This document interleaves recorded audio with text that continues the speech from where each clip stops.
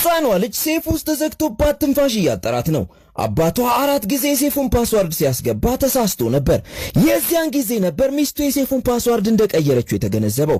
የአደጋ ጊዜ ሰራተኞቹ ምንም መፍትሄ ሊሰጡት ስላልቻሉ ሚስቱ ዮጋ የምትለማመድበት ስቱዲዮ ሲሮጥ ሄዶ እጇን በመያዝ አዲሱን ፓስወርድ እንድትሰጠው ጠየቃት። በሚያስገርም ሁኔታ ሕፃኗ ልጅ ሴፍ ውስጥ እንድትገባ ምክንያቱ ይሄ ሰው ነበር።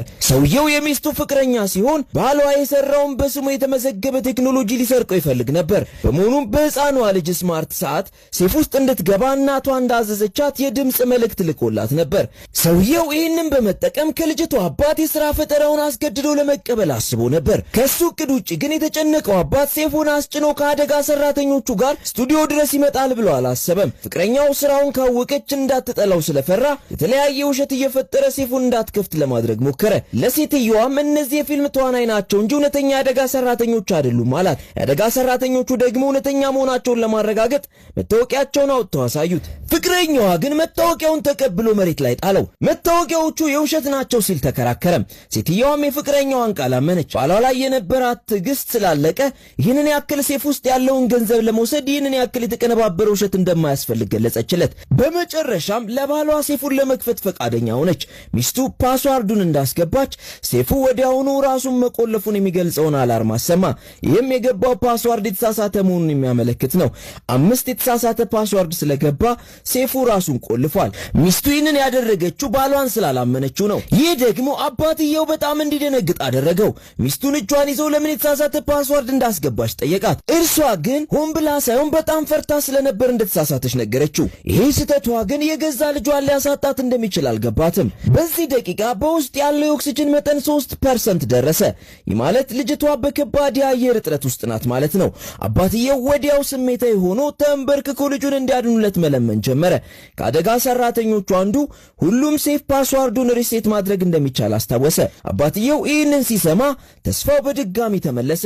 ሚስቱ ፓስዋርዱን ሪሴት እንድታደርገው ጮሆ ነገራት። በዚህ ደቂቃ ራሱ ፍቅረኛዋ ሰውየው እያስመሰለ እንደሆነ እየነገራት ነበር። ሚስትየው ለተወሰነ ደቂቃ ማንን ማመን እንዳለባት ግራ ተጋባች። ወዲያው የአንዲት ሕፃን ለቅሶ ከሴፍ ውስጥ መሰማት ጀመረ።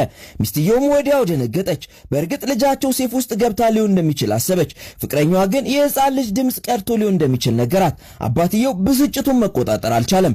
በንዴት የሚስቱን ፍቅረኛ በቡጤ አፍንጫውን አለው። ሚስቱ ፍቅረኛዋ ስለተጎዳባት በቁጣ ባሏ ላይ ጮችበት። ተንበርክኮ ፍቅረኛዋን ይቅርታ እንዲጠይቅ ማዘዘችው። አለዚያም የሴፉን ፓስዋርድ ሪሴት እንደማታደርግ ነገረችው። ወዲያውም ሴፉ በውስጡ ያለው ኦክሲጅን ጨርሶ እንደተጠናቀቀ አላርም አሰማ። አባትየውም ልጁን በፍጥነት ከዚያ ማውጣት ካልቻለ ልጁን እስከ መጨረሻ እንደሚያጣት በማሰብ ኩራቱን ዋጥ አድርጎ በጉልበቱ በመንበርከክ ተቀናቃኙን ይቅርታ ጠየቀው። ከዚያ በኋላ ሚስቱ የሴፉን ፓስዋርድ ሪሴት አደረገችው። አባትየው በፍጥነት አዲሱን ፓስዋርድ በማስገባት ሴፉን ከፈተው። ሴፉ እንደተከፈተ ሚስትየው አፏን ከፍታ ቀረች።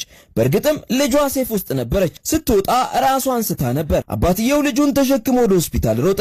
በዚያም ድንገተኛ ክፍል አስገባት። ሚስቱም ከኋላው ተከትላ መጣች። በዚያች ሰዓት ውስጧ በጸጸት ተሞልቶ ነበር። ነገር ግን ታሪከኛው ፍቅረኛዋ በድጋሚ ባሏን ሁሉን ነገር ፌክ እያደረገ እንደሆነ ሰበካት።